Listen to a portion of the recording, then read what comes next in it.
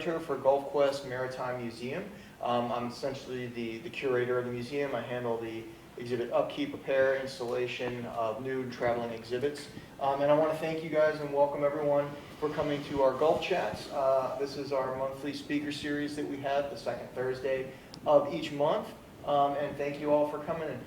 If y'all have not had a chance to check it out, we do have our U.S. Coast Guard exhibit here that will be here until December of 2023. It features 40 pieces of art that are on loan from the United States Department of Defense by 28 different artists. And if you've not had a chance to check that out, please come to the museum and visit sometime to check out our art gallery that has those pieces on display. Tonight our speaker is Dr. Philip Carr. Dr. Carr is an archaeologist specializing in the prehistoric Southeast United States. He is a professor with the University of South Alabama.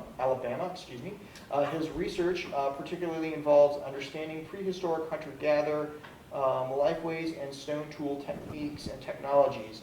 Dr. Carr received his bachelor's from the University of Louisville in 1988, his master's from Louisville in 1991, and his PhD from the University of Tennessee in 1995.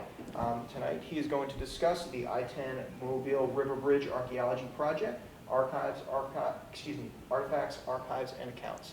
Dr. Carr, I'll turn it on over to you. Thank you, Stuart. I appreciate that, and thank you all for coming on this gray evening, and I hope this is a good Friday Eve for you, and you make it down to Art Walk tomorrow. I think it'll be a good time.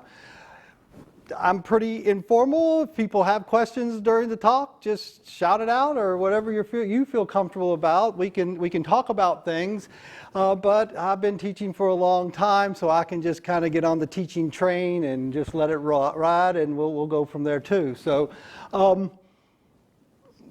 Thank you again, Stuart, and GulfQuest for having me this evening to talk about the I-10 Mobile River Bridge Archaeology Project.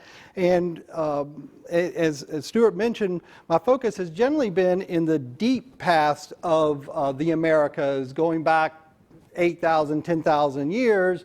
And the Mobile River Bridge Project allowed me, at my age, to have a bit of, to do something completely different in some ways. So I was excited to be able to do that.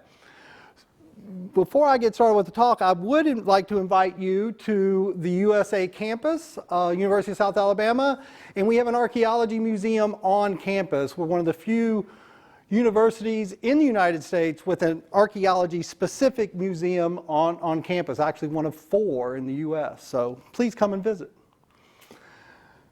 I'm going to take us in the Wayback Machine to get us started, going back to 1968. Mobile was featured in National Geographic magazine in 1968, and the title of the article was Mobile, Alabama's City in Motion, and in the top right, you can see where I-10 was being built. So in 1968, they had begun to lay the groundwork, literally, for I-10. And the article talked about building new river tubes. I hadn't heard tunnels called river tubes, but that's the way the article referred to it. So I thought that was pretty neat. So we were Mobile's city in motion, and now we're less Mobile City in motion. We have a lot of traffic at times on I-10. And so some folks decided that a new bridge is the solution to the traffic problems. And Alabama Department of Transportation has a vision for what that bridge would look like. And in building that bridge, they're getting federal funds, and part of the process of getting federal funds is they need to do cultural resources survey and make sure they're not going to destroy any significant cultural resources. Why do we need archaeology? So that's a question that I've sort of grappled with. I've always wanted to be an archaeologist, but when someone says, well, why should you be paid to do what you do? That sometimes, in the past caused me to go, I need to justify it. It makes sense to me. So first, we're going to talk about what archaeologists don't do and what archaeologists do. Dinosaurs are great. I don't know anything about dinosaurs. So paleontologists dig dinosaurs. That's not me. I've never been to Egypt or Greece, and I call myself an archaeologist. You can do archaeology anywhere that people have been in the past, so we can do it right here in Sweet Home, Alabama. We don't dig for treasure. I haven't seen the latest Indiana Jones movie. My students tell me it's actually better than the second one. So, and the fourth one, I guess. Yes. Yeah, I think that's, yeah. The second and fourth one they decided were not as good. The first, third, and fifth are the better ones. I haven't seen it. I need to see that. But unlike Indiana Jones, who is sort of our figurehead that everyone knows about, we don't golden idols. We found no golden idols in the I-10 Mobile River Bridge archaeology project. So what do? We reconstruct culture history. And kind of put simply, we answer the question, who was where, when? So we build a timeline that has who the people were, usually defined by the things that they made and used, because that's what is left in the archaeological record. But it's a more complicated timeline in that we also bound it in space. So where was this particular culture at a particular time? We also reconstruct past lifeways. What was life like in ancient Egypt? We don't just work in Egypt, but Egypt is pretty cool. So we like, what was life like 3,000 years ago in Egypt? But we're also interested, what was life like in late 19th century Mobile? And when we're talking about stone tools, we can go back 3 million years. The oldest stone tools are 3 million years old, and they're from Africa. The oldest archaeological evidence we have in the Americas is about 22,000, depending. There's some other ones that push that date back, but there's debates about when that happened. But it's certainly much more recent than Africa, Europe, or Asia. Oh, I did it again. So the third goal that archaeologists have is to explain cultural change.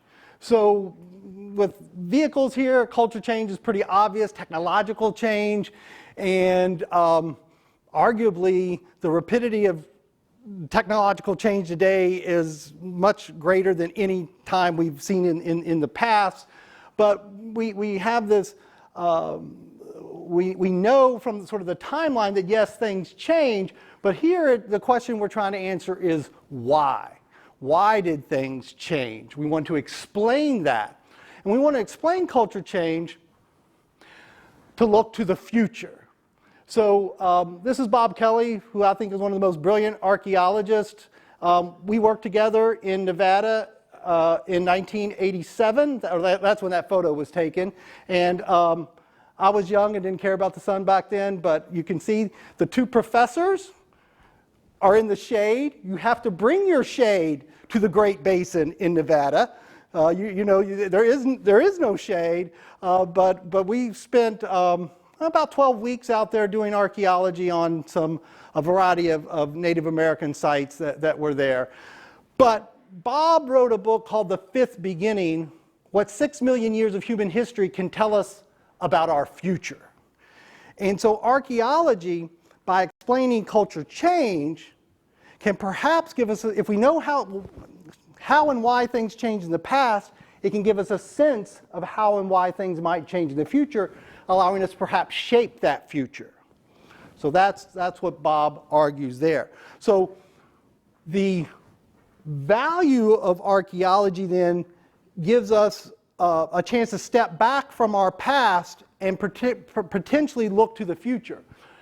In the book, The Fifth Beginning, Bob talks about 4 beginnings that have already happened. The beginning of technology. So these are examples of those 3 million year old stone tools in Africa. Quite simple, right? But if those never become adaptive for our ancestors, we don't have cell phones and cars today, right? So our technology starts there and it changes. And what Bob means by a beginning is when this happens, these beginnings happen, the integrative change makes everything about what our ancestors did at that time different. Nothing is the same anymore after we have technology. We are adapting in ways that other creatures simply don't. And it allows us to expand into places that our biology is not particularly well suited to, right? You take a squirrel monkey and you put them in Alaska, oh, that's not good for squirrel monkeys. They're tropical critters, right? They can't survive. I don't know, you take you go to the Audubon Zoo in New Orleans and the polar bears and you say, be free, polar bears, go out in the New Orleans heat. No, polar bears like, I'll just stay here at the zoo. They bring me fish and it's nice and cool in here. So our technology allows us to adapt to environments that other creatures can't do. The second beginning is the beginning of culture. So Bob would say that technology isn't enough. It certainly potentially puts us on a path toward developing culture, but culture is symbolic thinking. So we have evidence of drawings in caves we've known for a long time in certain areas in Europe, 35,000 years ago. We now have rock art in Africa that dates back about 75 to 80,000 years ago. So the beginning of culture is much more recent in time than that beginning of technology, but when we began to think symbolically, that was a game changer. So now we can not just talk about perhaps our immediate situation and communicate about that, but we can potentially motivate people with a story.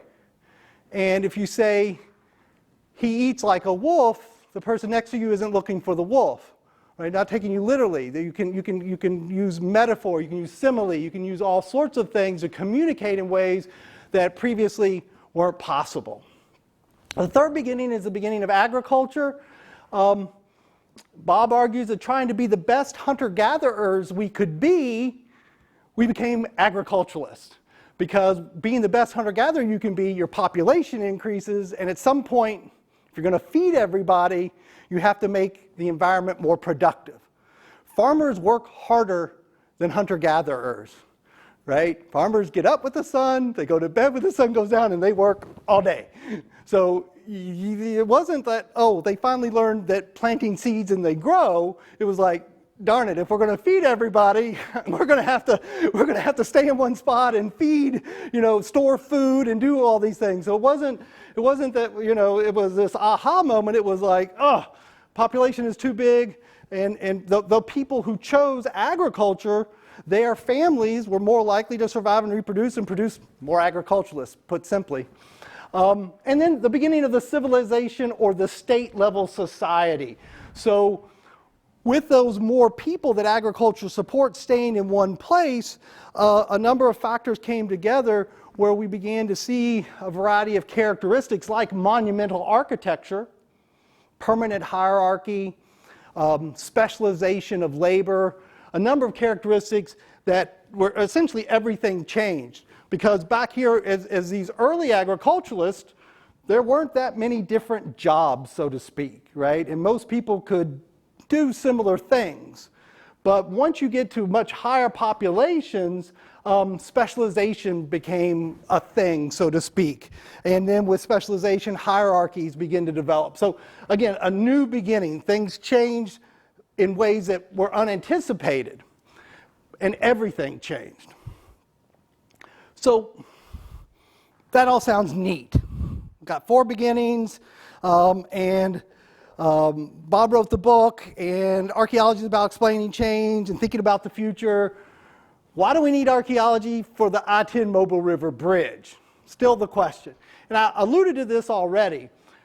In 1966, the National Historic Preservation Act was passed, and in it, it was recognized that our rapid urbanization, our rapid changing of the landscape we were losing cultural resources. We were losing historic places. So the National Historic Preservation Act says that before there's a federal undertaking, that you must do a cultural resources survey to identify any cultural resources there. You have to decide if they're significant or not, and if they're significant, you have to mitigate the damage to those significant resources. This was revolutionary in a sense for archaeology, because archaeology prior to this time was essentially all salvage archaeology. It was done very quickly right before a site was going to be destroyed. This put it in the planning process. So, for example, we did 18 months of field work for the I-10 Mobile River Bridge, and we're well ahead of any construction, right? You don't see anybody out there beginning to do any construction for the bridge because we were part of the planning process. We don't want to slow down production. We don't want to slow down the process here, but we do want to mitigate the damage to cultural resources. So in a sense, that's the I guess the legal reason why we have to do archaeology.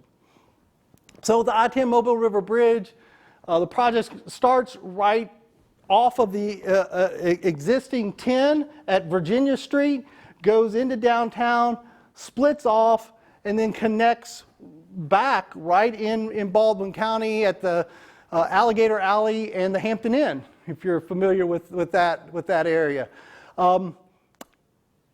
Archaeology has been done in preparation for this since at least 2006, because they went through about 5 different possibilities of where this bridge was going to go, and we surveyed all of those possibilities. They actually took into account, to some extent, what cultural resources would be impacted by a new bridge, and it was ultimately decided that this location was the best. There were 15 significant archaeological sites that would be impacted by this bridge construction, so we had, again, about 18 months to mitigate, do our excavations to obtain the significant information in these archaeological sites before construction started. So I'm just going to touch on a few of those sites, and just so you can impress your friends with your knowledge of site numbers. One is for Alabama. So all 50 states have a number. It's done alphabetically, so we're number 1. MB is Mobile County, and this particular site at Virginia Street is the 551st site recorded in Mobile County. So it's just a simple system to label these archaeological sites. This site has an 18th, 19th, and 20th century component, which isn't perhaps surprising, but what might be surprising, a pre-contact woodland period. So artifacts that date to 1,000 to 1,500, 1,800 years ago, right here in an urban area of Mobile. So we did a variety of work here, including trenches, hand-excavated units. There was a mid-1900s Pepsi bottling company on Virginia Street in that northeast corner of the Franklin and Virginia Street. So we had to deal with those impacts. But despite the changing use of the site over time, there were intact archaeological deposits there. And it's really hard to see in this particular slide, but there's a dark stain here that was the bottom of probably some type of storage pit. The area has been plowed, and it's also been impacted in other ways, but we found prehistoric pottery at this artifacts at 1MB551, a couple of different stone tools, chert cores, a quartz core. So these were evidence that native peoples were here, again, about 1,800 years ago and so forth. So it's not extensive, but it does demonstrate this occupation. Down at Conception, site 1MB498 had shotgun houses built on it in the early 20th century that stood up until this one, till 2019. Others were raised during the original construction of 10. So this has, even though this house was built in the early 20th century, there's occupation there that goes back to the 19th century. So you can see a Sanborn insurance map here that has a row of shotgun houses. And this is our map with that structure in the upper corner. And we our initial excavations to determine significance, we put in a number of hand excavated units. We're able to identify intact deposits that were going to tell us something about the late 19th, early 20th century, which is not particularly old archaeologically speaking. Found a range of 20th century artifacts, but don't we know about the 20th century from archival sources? Well, we know about a select number of people from archival sources. We certainly don't know about everyone. So if we want to know what everyday life was like in Down the Bay neighborhood in the early 20th century, archaeology is one of the best ways to get at that information, particularly when you combine it with archival sources and oral history, which is part of what we're doing. And you can see a variety of ceramics, clay marbles, glass marbles, a variety of medicine bottles and other types of bottles, a variety of buttons, shell buttons, bone buttons, and plastic buttons. So we've got the full range there. Moving closer to us, where we are now. 1MB 510, 564, and 511, these are sort of in the heart of that 1960s, 1970s construction of tin, yet there are intact archaeological deposits there and colonial deposits. So we have 17th and 18th century deposits here and in this RV city, we might call it. If you've ever Mardi Gras in that area, that's where everybody parks their RVs. So the sites that we investigated, or the parts we were able to investigate, much of it was destroyed, as you can see, by the original construction of tin. But there's remnants of these sites. So this big hill here on 564, that actually has intact deposits in that particular area. So not every part of these sites had intact deposits, but some did, and we're able to get information from those. We have a well feature that has, it's a barrel well, so you knock out the bottom of the barrel, you put it into the ground to keep the sand from slumping into your well, and that becomes a pretty expedient way to get some drinking water. I talked to a geologist about, we're pretty close to the bay there, right? And it smelled a little funky when we were there. And I said, well, what might this taste like? Even, back in the early 1700s, late 1700s, he said it would probably have an offensive odor, taste of iron, and a bit, perhaps had a bit of a tang to it. So he wouldn't go much more detailed than that, but I had to take his word for it. No one tried the water. But we were hitting the groundwater in our excavations, not very deep below the surface. Again, a range of artifacts. We've got colonial trade beads, 19th century pottery, a variety of pipes from the 19th up until the 20th century, a variety of ceramics. So, and this is just a small portion of what we found. The processing and inventorying and analysis of the artifacts is going to take months more. Artifacts was part of what I wanted to talk about tonight. I wanted to at least, I'm not an oral historian, but I wanted to mention Dr. Kern Jackson, who has been overseeing our oral history project, and Dr. Ryan Marini, who's been doing that, as well as a variety of other South Alabama staff and students. We partnered with the African American Studies program, the McCall Library, to do this oral history work. So we've conducted over 100 interviews with Down the Bay residents from a variety of ages going up into the late 90s who have recollections of the stories their parents would tell them.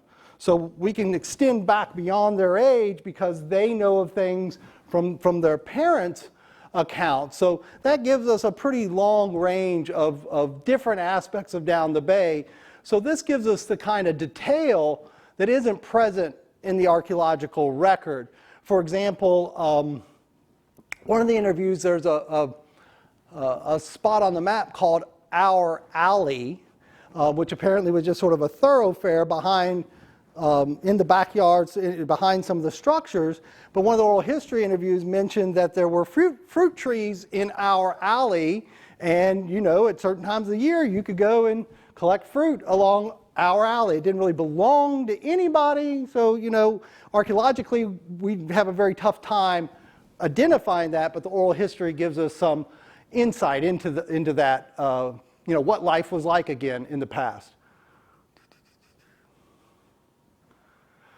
We're also doing a variety of archival history, looking at census records, looking at city directories, looking at manifests, and we have GIS specialists who are encoding this information, making really cool maps to help us better understand what Mobile was like through time, how it changed through time.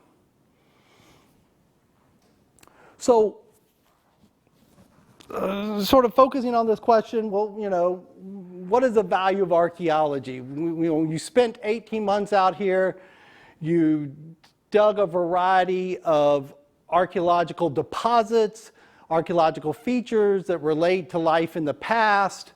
You know, is this something, you know, what have you learned? And in some ways, I don't know that we've learned a whole lot new perhaps, but it's caused us to look at maybe things we might have known in new ways. So I'm going to go back to that article, flashback again 50 years of National Geographic, and in that they call Mobile Alabama's Bayou Metropolis in that article. I like that. And the arrow's pointing to the dilemma for facelifters. How to renovate Mobile yet retain her venerable charm. So that is, or was the goal 50 plus years ago, and in a sense it's still the goal today, right? And again, you can see that I-10 construction and coming through in that photo from that article. So how do we have new bridges but yet not destroy our past? So here's one of the conclusions that hits me is this land was theirs. So native peoples were here first. They weren't just here in small numbers and small places making bad use of the land. They were all over. And they left evidence that we can certainly find archaeologically. And we need to remember, in my opinion, that this land was theirs. Second, maybe something I didn't realize personally was how much where we're at today is nothing like what it was 300 years ago, 200 years ago, or even 100 years ago. Just south of us, so over the cruise terminal and a little bit further down, the old Bender Shipyard area, 16 feet of fill right there. So you're going to hit 16 feet of brought in materials before you hit the ground surface from 1700. You know, you walk out there today and you're just terra firma. It's you know, you kind of get the sense that it's always been like this. Vastly different 300 years ago. We wonder, perhaps, or I did, when I realized this 16 foot of fill, Would Katrina have had less of an impact on Mobile if we hadn't filled the waterfront? Marshes and wetlands slow down surges. There's friction there. There's slope there. There's places for water to go. Would Mobile downtown have been flooded as long if we'd have maintained those wetlands and had a place for water to go? So hindsight's 2020. It's easy for me to say that today, but it might cause us to pause and think about what we see as an immediate thing for us to do now because it's good for us. Maybe we should look down the road a little bit. What are the implications? I'm of an age where 50 years isn't that long anymore, right? What's the implications 50 years from now? What's the implications 100 years from now? I don't think we generally think along those time scales, but I think it might make for a healthier society if we did.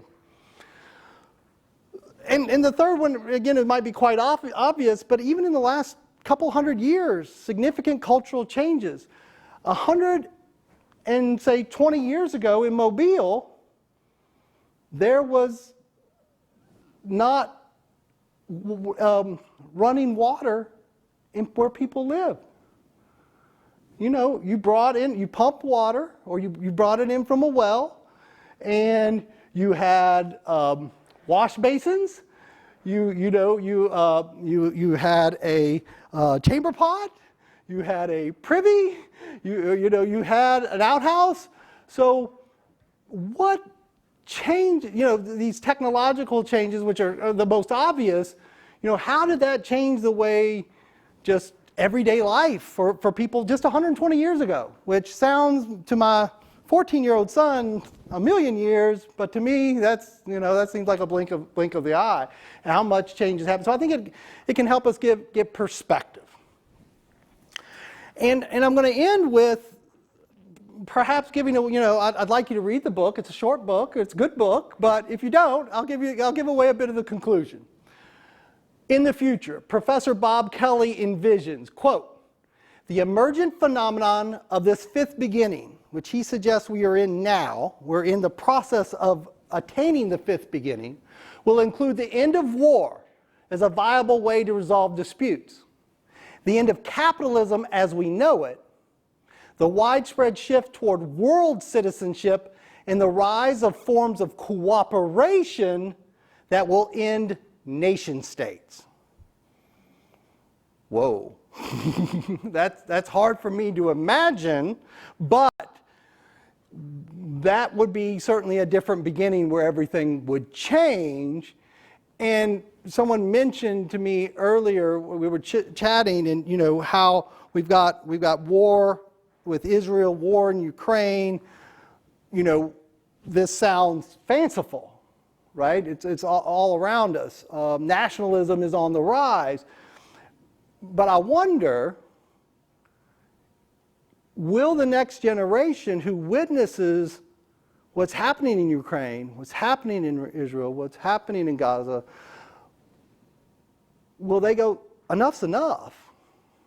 Will the very situation that they're witnessing, and in a sense, will the social media that has both advantages and disadvantages bring the message home of how horrible war is, that we've got to find something different? Because our technologies we're going to keep getting better at killing people. And we're going to keep getting better at killing people at longer distances. So just because you're separated by an ocean, it doesn't matter much now, but it's going to matter even less. So will we come to that realization? Bob says that he tends to be pessimistic, but he chooses optimism because pessimism leads you to do nothing. And optimism leads you to work toward something. So he chooses to be optimistic and says if we recognize that this could happen, maybe we can work to make it happen. So my public outreach coordinator likes me to end on this slide and ask you to stay in the loop about the I-10 Mobile River Bridge project. We have a number of things that are happening, and we'll have a table at Art Walk tomorrow night. So please come by our tent at Art Walk. You can see a variety of the artifacts that we've recovered for I-10 in person, hear from some of the people who are working in the lab and on other aspects of the project. And I'm hopeful that by looking at Mobile's past in a new way, that in sharing that information, we might be able to shape a better future for Mobile. Maybe not at the grand scale that Bob Kelly imagines, but I like to think that we're doing this to try to make for a better future. I'm happy to answer questions, and thank you for coming tonight.